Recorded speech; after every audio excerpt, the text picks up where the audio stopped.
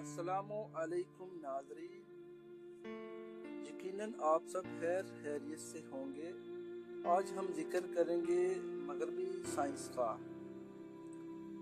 Science کا جنم کہاں ہوا، کب ہوا اور کس نے کیا؟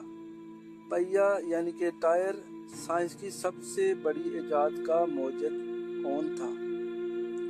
سب سے پہلے شعلہ آگ کس نے جلائی تھی؟ 1 2 3 4 5 6 7 یہ ہندسے کس نے بنائے؟ صفر، جمع، تفریق، ضرب اور تقسیم ان سب کی دریافت کس نے کی؟ یہ سب جاننے کے لیے میری ویڈیو کو مکمل دیکھیں۔ ناظرین، تاریخ دانوں کا جنم سائنسدانوں کے بہت بعد ہوا۔ زبان یعنی کہ لینگویج یہ بھی سائنس کے بعد پیدا ہوئی، لیکن سائنس کے بہترین دماغوں اور انسانیت کے بہترین نام سے واقفیت عام نہیں۔ آج سائنس نے اتھاہ سمندر کی گہرائی کی 2 شکل اختیار کی ہے۔ اس میں ہر ملک کی حیثیت ایک ندی نالے کی سی ہے، مگر جب مرکزی لہر کی طرف بڑھنا شروع کرے تو یونانی علم کا سرچشمہ نمایاں نظر آتا ہے۔ ہندوستان میں بھی کئی ارسطو جیسے سائنسدان پیدا ہوئے۔ چین اور مصر کی پرانی تہذیبوں کے خنجرات بھی اس زمانے کے سائنس اور سائنسدانوں کے کارناموں کی منہ بولتی تصویریں ہیں۔ مگر جس مغربی سائنس کا آج ہم مطالعہ کرتے ہیں، اس کا براہ راست رشتہ صرف یونان کے ارسطو سے ہی ملتا ہے۔ سائنس کا وجود ارسطو سے پہلے بھی کسی نہ کسی شکل میں موجود تھا، مگر اسے تو ہم پرستی اور مذہب سے الگ ایک باقاعدہ علم کا درجہ حاصل نہ تھا۔ ارسطو کے بعد سائنس نے جو ترقی کی، اس کی راہوں کے کئی سنگ میل اسی نے بنائے تھے۔ افلاطون کے شاگرد اور سکندر اعظم کے استاد کے طور پر ارسطو اپنی زندگی میں ہی یونانی تہذیب کے وسیع دائرے میں ممتاز ترین عالم شمار ہوتا تھا۔ اس کی پیدائش مقدونیہ کے ایک شہر میں ہوئی۔ 18 سال کی عمر میں اس نے افلاطون کی شاگردی قبول کی۔ یونانی فلاسفر شاگرد کی ذہانت سے اتنا متاثر ہوا کہ اس نے اسے ذہانت کا مجسمہ قرار دیا۔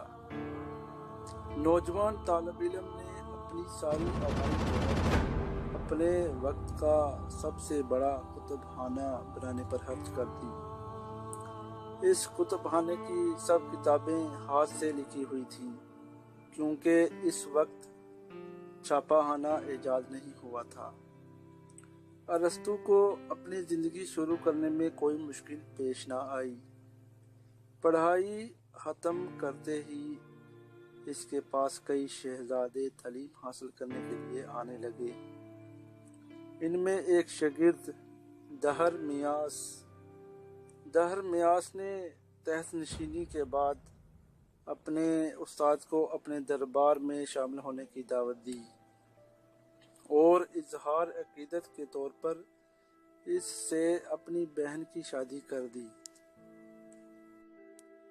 ناظرین، ارسطو کی شہرت تھوڑی ہی مدت میں اتنی پھیل گئی کہ اس زمانہ کا سب سے بڑا بادشاہ فلپ فتح سکندر کے لیے دنیا کے سب سے بڑے معلم کی تلاش میں تھا، تو اس کی نظر ارسطو پر پڑی۔ ناظرین، ادھر سکندر اعظم نے اپنی فتوحات کے ذریعے چھوٹی چھوٹی جماعتوں کو سیاسی نظام میں پرونا شروع کیا۔ ادھر فلاسفر اور ارسطو نے ذہنی میدان میں اپنی فتوحات کا سلسلہ شروع کیا اور سارے علوم کو فلسفہ کی ایک لڑی میں پرونے کی کوشش کی۔ مگر جہاں فوجی حاکم کی سلطنت کو منتشر ہونے میں زیادہ عرصہ نہ لگا، انسانی ذہنوں پر خاص کر یورپ میں فلاسفر کا لگ بھگ مکمل تسلط کم از کم 15 صدیوں تک جاری رہا۔ ارسطو کی تعلیمات کا اثر 15ویں صدی میں ایک نئے ذہنی انقلاب کی صورت میں ایک بار پھر نمودار ہوا۔ ارسطو نے 53 سال کی عمر میں اپنا اسکول شروع کیا، جس کے قاعدہ طلباء خود بناتے تھے۔ ہر 10 دن کے بعد وہ اپنے نگران کا چناؤ کرتے تھے۔ ارسطو سینکڑوں کتابوں کا مصنف تھا۔ ایک اندازے کے مطابق ان کی تعداد 400 اور دوسرے اندازے کے مطابق ان کتابوں کی تعداد 1000 تک تھی۔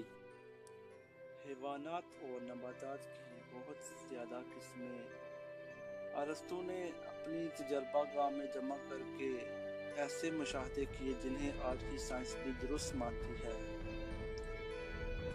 چنانچہ اس نے بے جان چیزوں سے لے کر جاندار مخلوق کے مختلف اقسام کو ایک ہی سلسلہ کی مختلف کڑیاں قرار دیا۔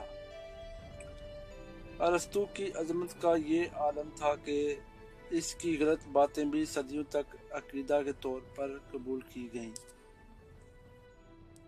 ناظرین، اس کی عظمت سائنس کی مزید ترقی کی راہ میں دیوار بن گئی۔ برونو ایک چھوٹا سائنسدان تھا، اس کو زندہ جلا دیا گیا۔ اس کو زندہ جلانے کی وجہ یہ تھی کہ اس نے نظام شمسی کے بارے میں ارسطو کے خیالات کی تردید کی تھی۔ سائنس پر ایک شخصیت کی اتنی مضبوط گرفت سے گھبرا کر 13ویں صدی کے سائنسدان راجن بیکن نے اعلان کیا، اگر میرا بس چلے تو میں ارسطو کی سب کتابیں جلا دوں۔ مگر اس زمانے کے حاکمان وقت نے اسے 14 برس کی قید تنہائی دی، جہاں اس نے سسک کے اپنی جان دے دی۔ ارسطو یقیناً ایک عظیم سائنسدان تھا۔ نئے علم کی بنیادیں رکھتے ہوئے کچھ غلطیاں سرزد ہو جانا غیر متوقع نہ تھا، مگر بدقسمتی سے وہ اتنا عظیم تھا، اس کی جانشین سائنسدان اس کی عظمت کو چھو بھی نہ سکے۔ اس کی وجہ سے اس کی غلطیوں اور کارناموں میں مدت تک امتیاز نہ ہو سکا۔ یونان کا فلاسفر سائنسداں 62 برسوں کی کامیاب زندگی کے بعد وفات پا گیا۔ 1 سال پہلے اسکندر اعظم کی موت ہو چکی تھی۔ اس طرح یونان کی عظمت کا سورج اور نصف النہار پر پہنچ کر غروب ہو گیا۔ ناظرین، یہ تھی مغربی سائنس کا جنم داتا ارسطو کے بارے میں ایک چھوٹی سی ڈاکومنٹری۔ اگر آپ کو میری ویڈیو پسند آئی ہے تو میرے چینل کو سبسکرائب کریں اور میری ویڈیو کو شیئر کریں۔ شکریہ۔ دوسری ویڈیو کے ساتھ انشاءاللہ حاضر ہوں گے۔ تب تک کے لیے خدا حافظ۔